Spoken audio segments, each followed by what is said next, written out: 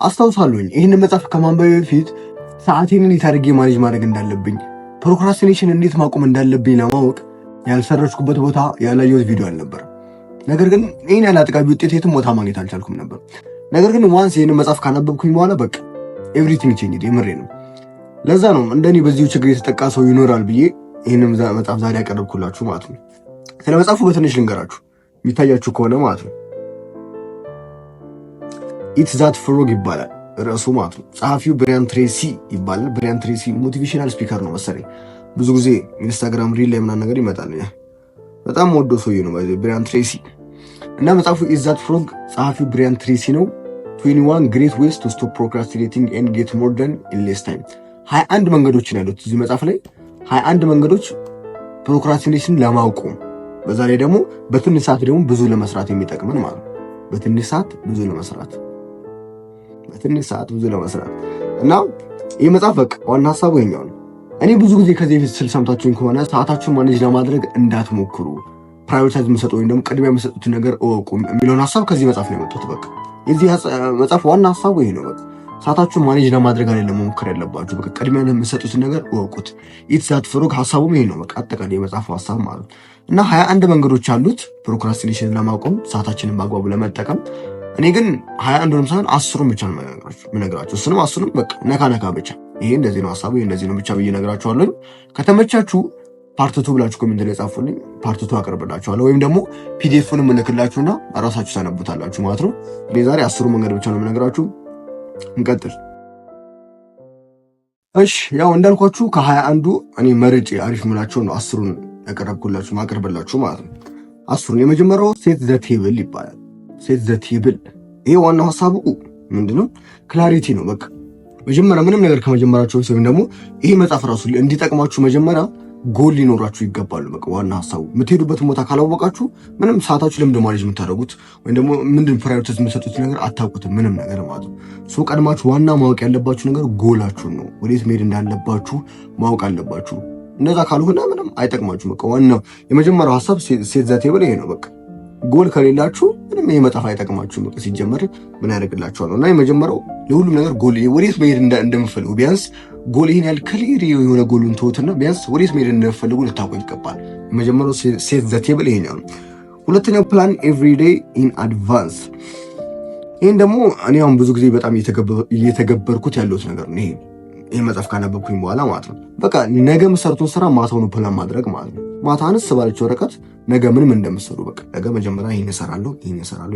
ይሄ በጣም ባይዙ ከምታስቡት በላይ ትልቅ ባለ ያለው ነገር ነው። ሰዓታችሁን እንዲህ ዝም ብላችሁ እንዳታባክኑ ነው የሚያደርጋችሁ። ከዛ ጠዋት ተነስታችሁ ማታ የጻፋችሁ ተማይት ነው። ዛሬ ምንድን ስራዬ?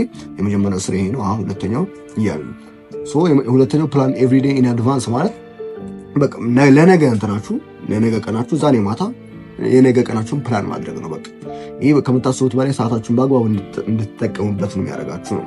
ሶስተኛው አፕላይ ዘ 80-20 ሩል ቱ ኤቭሪቲንግ። እንግሊዘኛ ቁጥር ማለት ነው። ማንበብ ይከብደኛል ለምን እንደሆነ አላውቅም።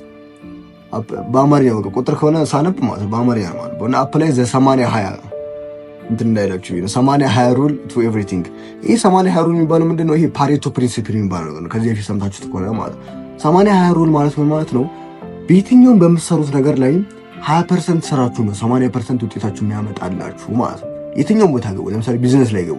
ቢዝነስ ላይ በገቡ 20% ከስተመራችሁ ነው 80% ሪዘልታችሁን ሊያመጣላችሁ ይችላል። በቃ 20% ብቻ ማለት እና ቀኑን ሙሉ ከመሰሩት ስራ ሁሉን ማታግበስብሱ ነው አይዲያው። በቃ 20% ስራ ብቻ ናት 80%ን ውጤት አብዛኛውን ውጤቱን ሊያመጣላችሁ የሚችለው ማለት እና እነዚህ 20% ምን እንደሆነች ለዩዋቸው፣ እነሱ ላይ ፎከስ አድርጎ ነው። ይሄ ነው ፓሬቶ ፕሪንሲፕል ባጭሩ ማለት ነው።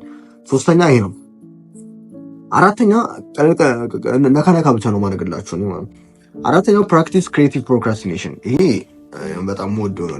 ክሪኤቲቭ ፕሮክራስቲኔሽን የሚባል ነገር አለ። በዚህ ማለት በዛ ብቻ ፕሮክራስቲኔት ማድረጋችሁ አይቀርም። ጥያቄው ግን የትኛውን ስራችሁ ነው ፕሮክራስቲኔት የምታደርጉት ነው። አለቀ።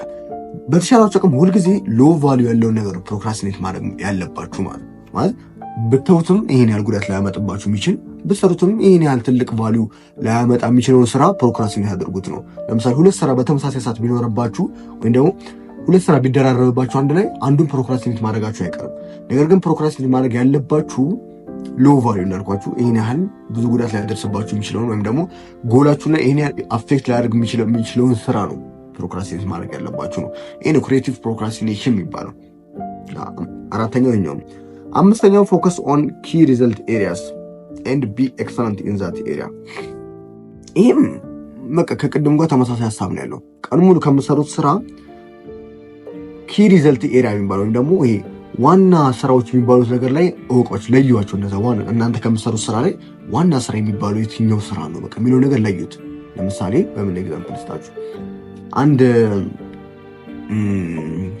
ቪዲዮ ኤዲተር የሆነ ሰው ፍሪላንሰር የሚሆን ብቻ ቪዲዮ ኤዲተር የሆነ ሰው ቀኑ ሙሉ የሚሰራቸው ስራዎች ይኖራሉ። ለምሳሌ ቪዲዮ ኤዲት ማድረጉም ይኖራል፣ ሌላ ስራዎችም ይኖሩበታል። እና ከነዛ ስራዎች ልጁ ይመርጣል። ዋና ስራ የሚለው ምንድን ነው? ዋና ስራው እሱ ፒሲ ፊት ለፊት ተቀምጦ ኤዲት ማድረግ ነው። በቃ ዋናው ስራ። ከብዙ ስራዎች ሊኖር ይችላል እኮ ክላይንት ጋር እንትን ማለት መጠየቅ ሊኖር ይችላል፣ ወይም ደግሞ አላቅም የቪዲዮ ኤዲት ስራ ምንም እንደሆነ አላቅም። ብቻ ብዙ ስራዎች ሊኖሩበት ይችላል፣ ተጨማሪ ስራዎች ማለት። ነገር ግን ዋናው ስራ የሚለውን እሱ ነገር ለይቶ አውጥቶ እሱ ነገር ላይ ኤክሰለንት መሆን፣ በቃ እዛ ነገር ላይ በጣም ጠንካራ መሆን። አንድ ነገር ላይ ጠንካራ በሆነ ቁጥር ያን ነገር ፕሮክራስቲኔት የማድረግ እድላችን ይቀንሳል። አንድ የሚያነሳው ሀሳብ አለ ይሄ መጽሐፍ ማለት ነው። ምንድነው አብዛኛውን ስራ ፕሮክራስቲኔት የምናደርገው እዛ ነገር ላይ በጣም ጎበዝ ስላልሆንበት ነው የሚል ሀሳብ አለ። አንድ ነገር ላይ በጣም ጎበዝ ከሆንበት ያን ነገር ፕሮክራስቲኔት አናደርገው የሚል ሀሳብ አለው እና ይሄኛው እንደዛ ነው። በቃ የሆነ አንድ እንትን ለዩ መሰሩትን ስራ እዛ ነገር ላይ ደግሞ ይበልጥ ኤክሰለንት ሁኑ ነው አምስተኛው። ስድስተኛው አፕግሬድ ዩር ኪ ስኪልስ ኔቨር ስቶፕ ለርኒንግ ማለት ነው። ኪ ስኪሎች የሚባሉት ማለት ለምሳሌ በቃ በምሰሩት ስራ ላይ ዋና ስኪል የሚባሉትን እነሱን በተቻላችሁ አቅም ለርኒንግ ኮንቲኒስ ለርኒንግ ማለት ተማሩበት። ቅድም እንዳልኳችሁ ነው። ዋና ሀሳቡ ምንድን ነው? ፕሮክራስቲኔት ብዙ ጊዜ የምታደርጉት እዛ ነገር ላይ በጣም ያን ነገር ስለማትችሉት ወይም ደግሞ እዛ ነገር ላይ ስማርት ስላልሆናችሁ ነው የሚል ሀሳብ አለው ማለት። ያን ነገር በጣም በትችሉት ፕሮክራስቲኔት አታደርጉት የሚል ሀሳብ አለው እና ኔቨር ስቶፕ ለርኒንግ ነው። በቃ ይሄ ኪ ኤሪያ የምትሉትን እዛ ነገር ላይ ይበልጥ ስኪላችሁን እያዳበራችሁ ሂዱ ነው ስድስተኛው ማለት ነው። እንዳልኳችሁ ነካ ነው ማድረግላችሁ። ሰባተኛው ፑት ዘ ፕሬዠር ኦን ዩር ሰልፍ ነው። ፕሬዠሩን ራሳችሁ ላይ ጣሉት። በማንኛውም በምትሰሩት ስራ ላይ ራሳችሁ ላይ ጫና ሌላ ሰው ወይም አታሳቡ ወይም ደግሞ በሱ ምክንያት ነው አትበሉ፣ ወይም ደግሞ ሌላ ሰው ላይ እንትን ለማለት አትሞክሩ። በቃ ፕሬዠሩን ራሳችሁ ቻሉት። በቃ ማንም መጥቶ ከዛ ስራ ሊያድናችሁ ወይም ደግሞ ያን ስራ ሊሰራላችሁ የሚችል ሰው የለም በላችሁ አሳምኑና እዛ ነገር ላይ ወጥራችሁ ስሩ ነው። በቃ ራሳችሁን ጫናውን ራሳችሁ ላይ ያውላችሁ ነው። ሰባተኛው ይሄኛው ነው። ስምንተኛው ጌት አውት ኦፍ ዘ ቴክኖሎጂካል ታይም ሲንክስ። ይሄ በቃ ዶንት ቢካም አዲክትድ ዊዝ ቴክኖሎጂ። ይሄ ዲስትራክሽን መቀነስ ነው ባጭሩ። በዚህ ጊዜ ስልክ አጠገባችን እያለ ስራ አንድ ሰው ስልኩ አጠገቡ እያለ ስራ በቃ ያለምንም ማቋረጥ ረጅም ሰዓት ስራ መስራት የሚችል ከሆነ ይሄ በጣም ትልቅ ስኪል ነው። በጣም ሊበረታታ የሚገባው ትልቅ ስኪል ማለት ነው። እና ይሄ ሀሳቡ ቴክኖሎጂ ነገሮችን ቀንሱ ነው። በቃ ስልካችሁን ከአጠገባችሁ አድርጉ። ዲስትራክሽን የተባሉት ነገሮች ቀንሱ። እነዛ ስትቀንሱ ሞር ፎከስ ሆናችሁ መስራት ትችላላችሁ ነው። ፕሮክራስቲኔሽን የሚባለውን ነገር አንተመላችሁ በትንሽ ሰዓት ብዙ መስራት ትችላላችሁ ነው ስምንተኛው ሀሳብ። ዘጠነኛው ዴቨሎፕ ኤ ሴንስ ኦፍ አርጀንሲ ዘ ፋስተር ዩ ሙቭ ዘ ሞር ኤነርጂ ዩ ሃቭ። ይሄ ነገር ደግሞ በቃ ምንድነው በቃ ለራሳችሁ ዴድላይን እንደማስቀመጥ ነገር አድርጋችሁ አስቡት። በጣም መፍጠን አለባችሁ ስራውን በቃ በጣም መፈጠን አለበት ብላችሁ ስታስቡ ሞር ኢነርጂ ትጠቀማላችሁ ነው ሀሳቡና አርጀንሲ የሚባለው ነገር ራሳችሁ ላይ እንትን ማለት ምቱበት። በቃ ይሄ ነገር ቶሎ መጨረስ አለብኝ ቶሎ መፍጠን አለብኝ ብላችሁ ለራሳችሁ ዴድላይን ስታስቀምጡ ያ ነገር ቶሎ መስራት ትጀምራላችሁ። አቅማችሁ እንዲበልጥ መጠቀም ትጀምራላችሁ። ይበልጥ ኢነርጂ እዛ ነገር ላይ ማዋል ትጀምራላችሁ ነው። ይሄ ነው ዘጠነኛው ሀሳብ። አስረኛው ሲንግል ሃንድል ኤቭሪ ታስክ። ይሄ ያው ትልቅ ስራ ሲኖርባችሁ መጀመር ያለባችሁ ከትንሽ የሆኑ ነው። በጣም በግድንገት ስራ ሲኖርባችሁ ፕሮክራስቲኔት ለማድረግ ይቀላል። ትልልቅ ስራዎች ሲኖር ባለፈው ከዚህ በፊትም ብየዋለሁ ይሄን ነገር ማለት ነው። ፕሮክራስቲኔት የምታደርጉት አእምሯችን በጣም ስራው ትልቅ መስሎ ከታየው ወይም ደግሞ ከባድ መስሎ ከታየው ነው። ለዚህ ነገር መፍትሄው ምንድነው? መከፋፈል ነው። ስራውን በትንሽ ማለት ትንሽ እርምጃ እያሉ ነው እንትን ማድረግ ነው። ይሄ ነው አስረኛው። 21 ወይስ ነው ያሉት እንዳልኳቸው 21 መንገዶች አሉት ማለት ነው። እኔ ግን ዝም ብዬ 10ሩን መርጬ እንዲህ ከጻፍኳቸው 10ሩን መርጬ ነው ለእናንተ እንትን ያልኳችሁ። ከተመቻችሁ ፓርት 2 ቀጥላችኋለሁ፣ ካልሆነም ፒዲኤፉን እልክላችኋለሁ። ከዛ አንብቡት። ይሄ ነው ባጭሩ ኢት ዛት ፍሮግ መጽሐፉ። እኔ በጣም የወደድኩት መጽሐፍ ነው። በጣም የጠቀመኝም መጽሐፍ ነው። የምሬ ነው። ሆኖም በቃ እኔ እንጃ አብዛኛው በምሰራው ስራ ላይ በቃ የዚህ መጽሐፍ አስተዋጽኦ አለው በዚህ ጊዜ ማለት ነው። 21 መንገዶች ማለት እና ከፈለጋችሁ እንዳልኳችሁ ፒዲኤፍንም ያው እንትኑም ኖርማል ሃርድ ኮፒንም ማግኘት ትችላላችሁ። መጽሐፍ ቤቶች ብትሄዱ ግን ብዙ ጊዜ ላታገኟቸው ትችላላችሁ። ሶ ፒዲኤፍንም እልክላችኋለሁ። ሀሳብ ጥያቄያችሁን ኮሜንት ላይ አስቀምጡልኝ። ፈር ያገናኘን